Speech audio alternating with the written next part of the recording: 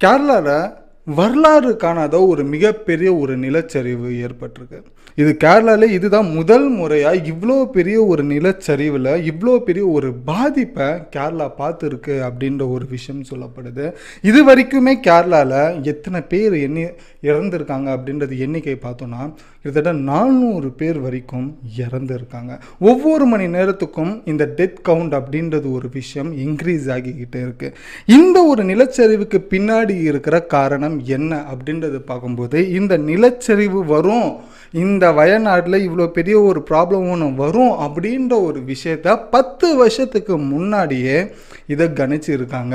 அதுவுமே இந்த soil capacity அப்படின்னு சொல்லப்படுற இந்த ஒரு ரிப்போர்ட்டில் என்ன சொல்லப்பட்டிருக்குன்னா, இந்த வயநாடும் அதை சுற்றி இருக்கிற மற்ற ஊர்கள்லையுமே வந்துட்டு ஒரு மிகப்பெரிய ஒரு பிரச்சனை ஒன்று வரப்போகுது. அதுவுமே இந்த சாயில் கெப்பாசிட்டி அப்படின்ற ஒரு விஷயம் ரிப்போர்ட்டில் வந்துட்டு